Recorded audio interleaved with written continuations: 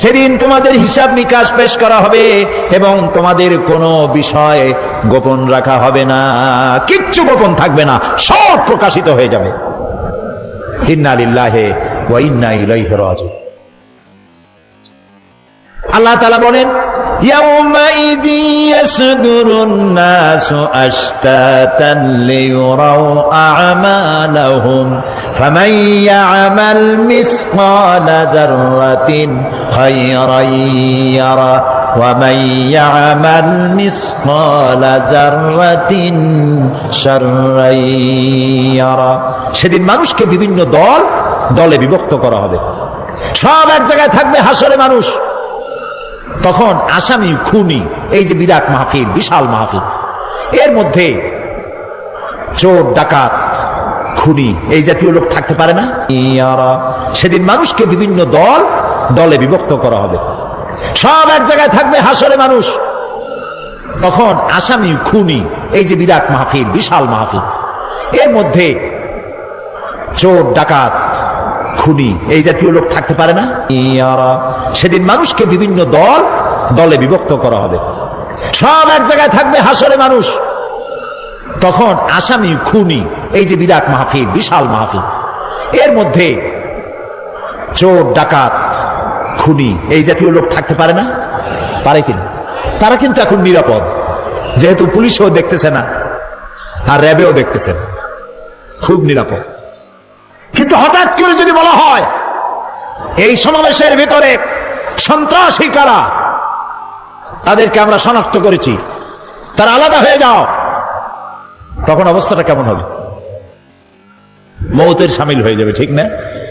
সমস্ত মানুষেরা হাসরে মাঠে একসাথে থাকবে, হঠাৎ করে হুকুম হবে, আওয়াজ হবে,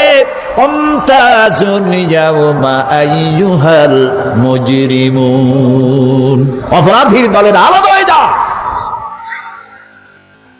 নেককার থেকে তারা তখন আলাদা হয়ে যাবে, দলে দলে বিভক্ত হয়ে যাবে,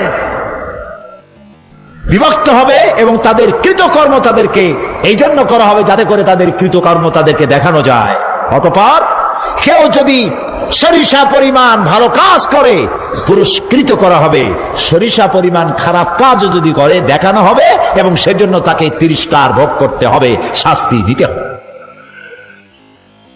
প্রিয় ভাই সব, সেই কঠিন হাসরের ময়দানে সমস্ত মানব গোষ্ঠীকে একত্রিত করা হবে। আমল নামা বলতে সেখানে বোঝানো হয় আমল নামা উপস্থিত করা হবে, যাতে মানুষের সকল ধরনের কর্মগুলিকে লিপিবদ্ধ করে রাখা হয়েছে। আল্লাহ তাআলা বলেন, ওয়াউদিয়াল কিতাবু ফাতারাল মুজরিমিনা মুশফিকিনা মিম্মা ফীহি ওয়া ইয়াকুলুনা ইয়া ওয়াইলাতানা মা লিহাযাল কিতাব। আর আমলনামা সামনে রাখা হবে, তাতে যা লেখা আছে তার কারণে আপনি অপরাধীদেরকে ভীত এবং সন্ত্রস্ত দেখতে পাবেন। আল্লাহ তাআলা বলছেন, আমলনামা হাতে এসে যাবে এবং এই হাতে আমলনামা পাওয়ার পর তারা বলবে, মা লিহাযাল কিতাব লা ইউগাদিরু সগীরাতান ওয়ালা কাবীরাতান ইল্লা আহসাহা। এটা কি আশ্চর্য কিতাব! বড় বড় পাপ যা করেছি তাও লেখা হয়েছে, ছোট ছোট পাপ যা করেছি তাও লেখা হয়েছে। ওয়াওয়াজাদু মা আমিলু হাদিরান ওয়ালা ইয়াজলিমু রাব্বুকা আহাদা। যা যা তুমি আমল করেছিলে সমস্ত কৃতকর্ম কাগজে পত্রে লেখা আছে।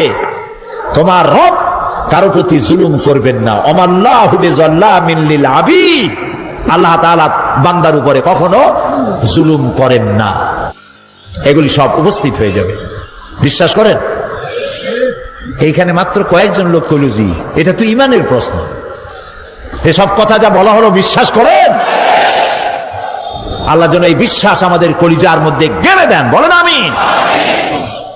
প্রিয় ভাই সব, আল্লাহ রাব্বুল আলামিন এই কোরআনে কারীমের ভিতরে সব কিছুকে ওপেন সিক্রেট করেছেন, কোনো গোপন কিছুই রাখেন নাই, সবগুলিকে খুলে খুলে বলে দিয়েছেন।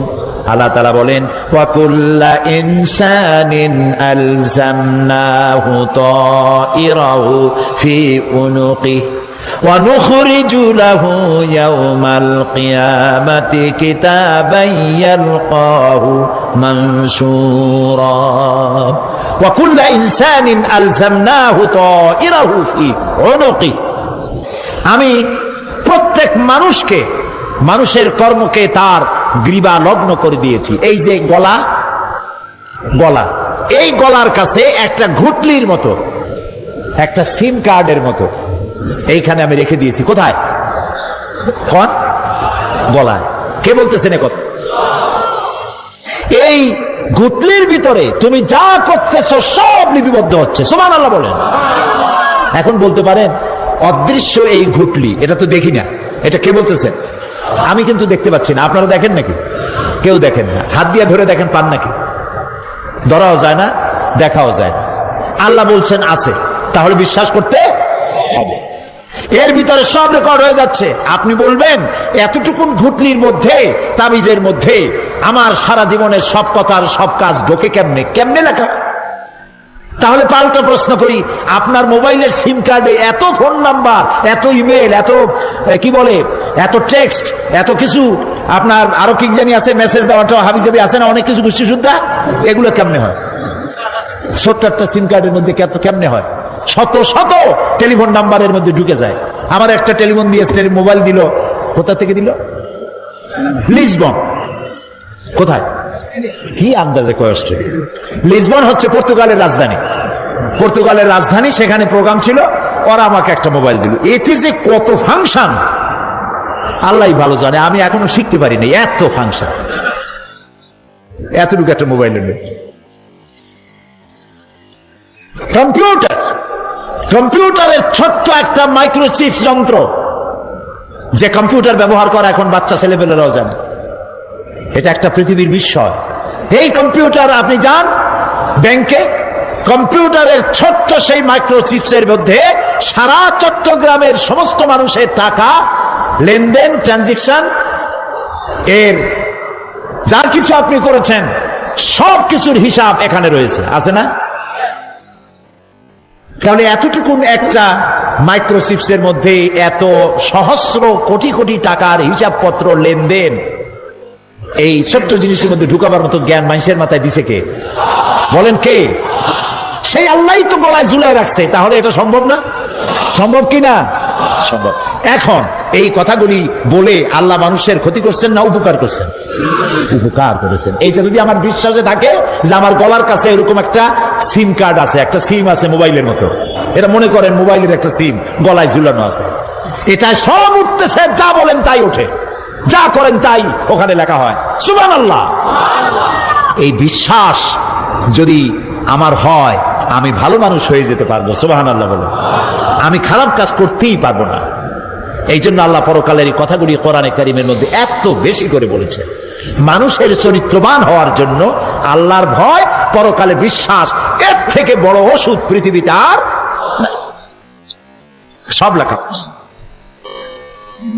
মানুষ বিশ্বাস করে না, এ হলো মূল কথা। যতক্ষণ মাহফিলে থাকে কেমন লাগে? এই যে বসে আছেন ঘন্টার পর ঘন্টা, কেমন লাগে? কোন বেহেশতের মতো। বাড়ির কথা মনে আছে এখন? বউর কথা মনে ওঠে? ছেলে মেয়ের কথা মনে ওঠে? সুবহানাল্লাহ কইতে ইচ্ছা করে না? মাজালিসুল ইলম হিয়া রাওযাতুম মিন রিয়াদিল জান্নাহ। এখানে ইলম আলোচনা করা হচ্ছে, কোরআন আলোচনা করা হচ্ছে। এটা তো রজবালি প্যারেড ময়দান নয়, এটা জান্নাতের টুকরা হয়ে গিয়েছে। বেহেশতের বাগানে বসে আছেন। বেহেশতে মানুষেরা দুনিয়ার কথা চিন্তা করবে না। দুনিয়া কি? এটা পায়খানা। এখানে আসছিল ওই পায়খানা করার জন্য, এটা পায়খানা। আর মানুষেরা পায়খানা সাজাবার কাজে ব্যস্ত আছে, আসল ঘর ভুলে গেছে। আসল ঘর কোনটা? প্রিয় ভাই, সব মানুষ বোঝে না, ভুলে যায়।